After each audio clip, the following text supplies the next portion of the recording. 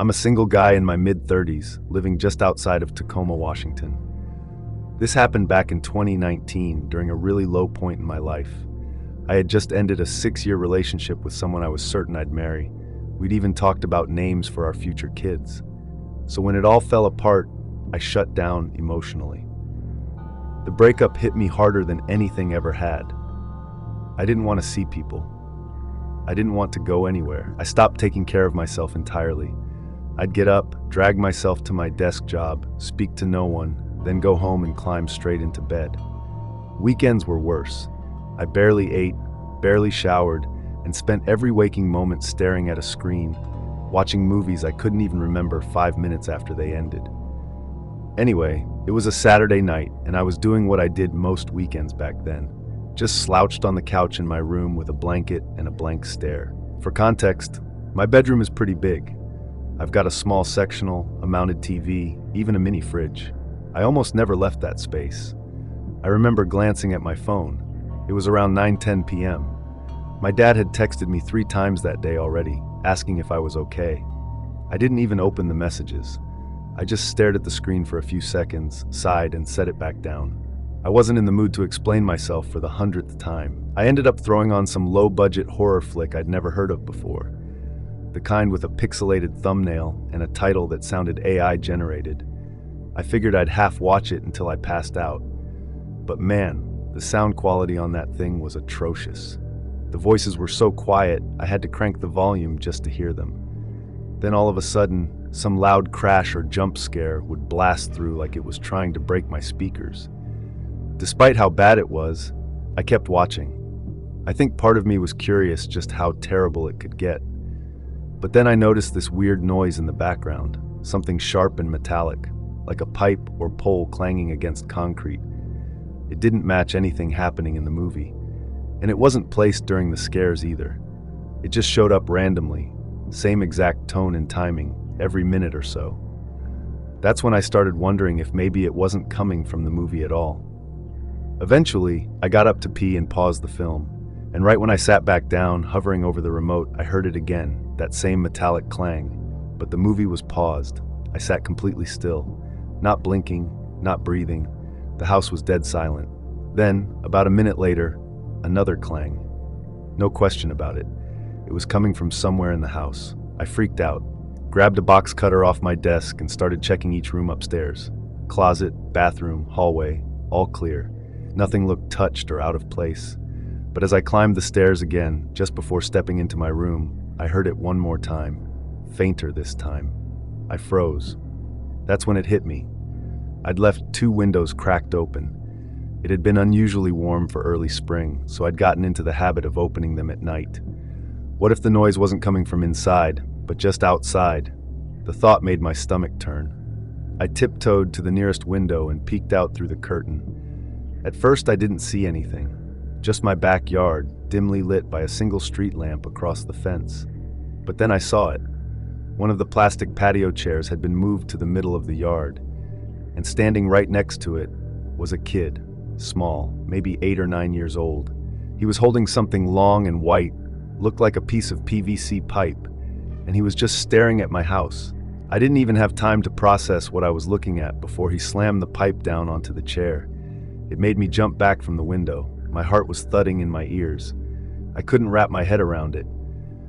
What the hell was a little kid doing in my backyard at night? Why wasn't he scared?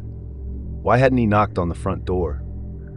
I tried calming myself down, told myself maybe he wandered away from home, maybe he was just confused or scared, but something felt off. I couldn't shake the feeling that I was being lured. Still, I made my way downstairs toward the back door, trying to be rational. I even flipped on the porch light to avoid startling him. But the moment my hand touched the doorknob, something in me screamed no, like I was about to step into something I couldn't walk away from.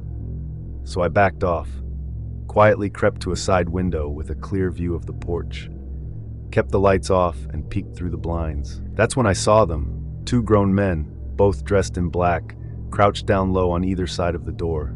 I froze. One of them suddenly looked up and locked eyes with me through the glass. I dropped to the floor like I'd been shot. I didn't waste another second. I ran upstairs, locked myself in the bathroom, and called 911. I was shaking so bad I could barely hold the phone. Then I heard the first bang on the back door, then another, then glass shattering. They were in. I heard their footsteps, one set downstairs, then one moving toward the staircase. I held my breath as someone walked slowly down the hall. The knob to the bathroom jiggled. Then came a hard kick. I screamed that the cops were on their way, and thankfully that sent them running. A few seconds later, I heard the back door slam shut. The police showed up not long after, but there wasn't much they could do. I didn't have cameras. I couldn't describe the guys beyond their clothes. The only thing that really got the cops' attention was the fact that a child was involved. According to them, that showed a level of premeditation that went beyond a simple robbery. To this day, I still wonder about that kid. Whether he was being used, or whether he was part of it. Either way, I moved not long after that. Never had anything like it happen again. But I don't think I'll ever forget that sound. That same hollow clang.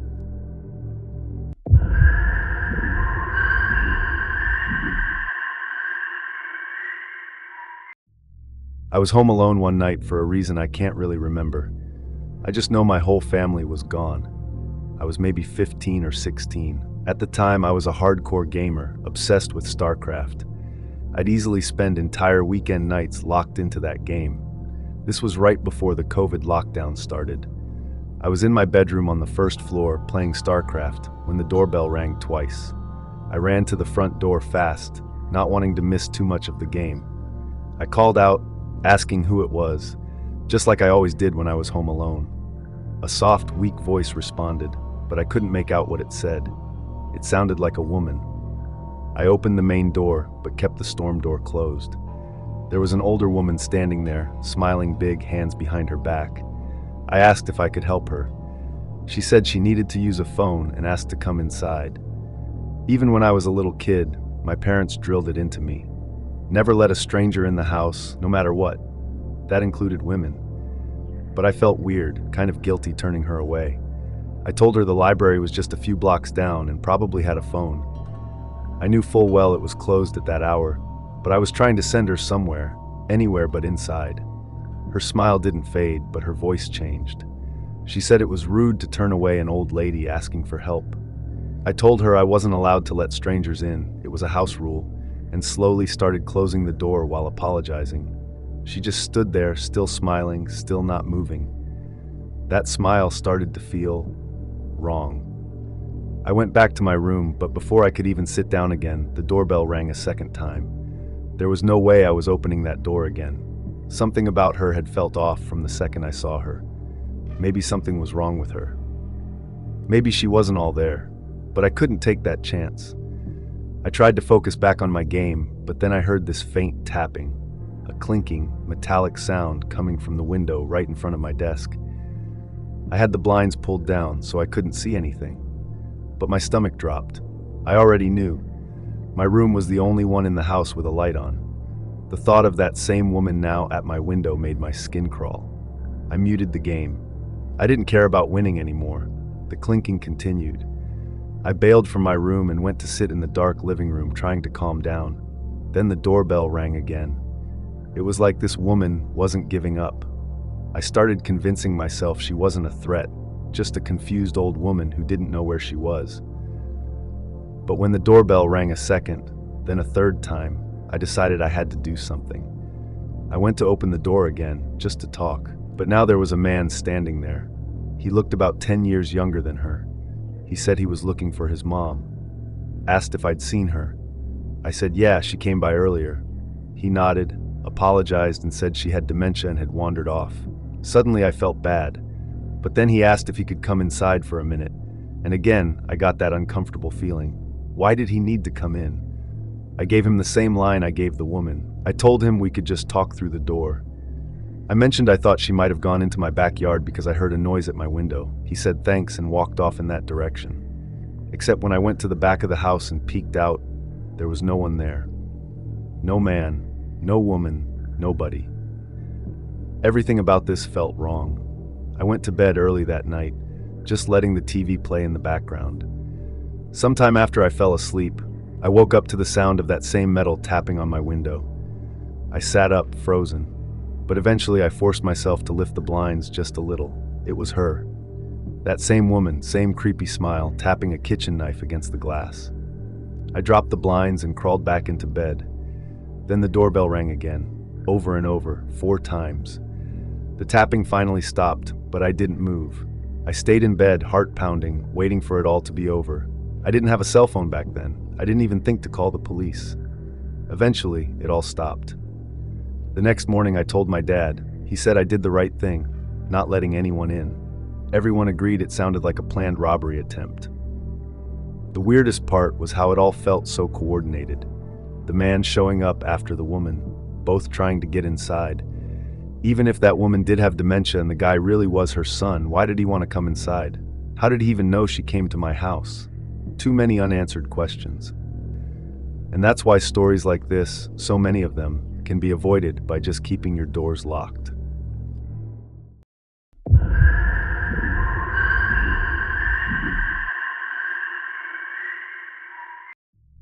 I grew up in rural Michigan. If you liked silence, cornfields, and trees that went on forever, it was perfect. But for me, not so much. I left the second I had a car and some cash. My parents eventually sold that place 5 years ago, but back then it was a 3-acre property with a big house and a storage shed out back. That shed plays a big part in this story. I was 13. My parents trusted me to be alone since I had grown up fast and knew how to handle things. One weekend, I was home solo, playing Vice City on my PS2 in the living room, when I heard this loud metallic bang outside. I froze. It wasn't a tree branch or an animal. It sounded heavy. I ran to each window trying to see where it came from. Everything looked normal until I got to the window facing the shed. The door was wide open. That door didn't just swing open on its own. It was heavy, with a latch that you had to physically open. I grabbed my dad's rifle from the closet. I wasn't a nervous kid, but something about this felt different. I went outside and shouted, letting whoever might be in there know I was armed. No response. I approached slowly, heart pounding, and peeked inside. The shed was packed. Riding mower, a quad, shelves of tools. Someone could easily hide in there, and that thought was enough to make me back out. I shut the door, locked it, and went back into the house. I kept watch from the window, eyes locked on that shed. Nothing moved, but the tension in the air was thick. After a while, I decided to call my dad. This was back when landlines were still a thing and texting wasn't what it is now. I left him a voicemail, telling him what happened, then went back to my spot by the window. That's when I heard it, floorboards creaking upstairs. My stomach dropped. I told myself I was overreacting, that it was just the house settling. But then I remembered, I'd left the house unlocked when I ran to the shed. I grabbed the rifle again. This time, I didn't yell. I wanted the upper hand if someone was in there. I climbed the stairs slowly, trying to steady my breathing. There were 5 closed doors up there, 4 bedrooms and a bathroom. The creaking came from the side of the house with my parents' room. I crouched down and looked under the door. Bare feet, 2 of them. Standing on the other side, not moving. My insides twisted into a knot. I wasn't ready for this. I didn't want to face whoever was in there. So I backed off and went downstairs, straight into the bathroom, locked the door, and called my dad again. Nothing. Voicemail. I called again, still nothing. Finally, I called 911. I whispered everything to the dispatcher, keeping my voice low. She told me to stay put and stay quiet. I had her on speakerphone, trying not to panic. Then I heard footsteps on the stairs. They were coming down, and then they stopped right outside the bathroom door. There was a pause. Then a voice, low, deep, calm. I'll never forget those words, or that voice. It's burned into my memory like a scar. If I heard that voice again today, I'd recognize it instantly. I broke the dispatcher's rule and spoke. Loud and clear, I said, I'm on the phone with the cops, and I have a gun. She started asking if I was okay. I held the phone toward the door as the man jiggled the handle. It was locked. I heard him walk away, then a loud slam. The back door. He left. I just sat there frozen until the police showed up. When they did, I nearly collapsed from relief. They searched the entire house, no sign of him. They asked if I had somewhere else I could go, and I called my uncle. He came, talked with the officers, and took me back to his place for the night. What haunts me the most is this was my fault. I left the door unlocked. Whoever that was walked right in while I was outside, and they hid. Even with a rifle in my hands, I felt completely helpless. I wasn't ready for any of it. That night changed the way I think about being alone. And to this day, I check the locks twice, always.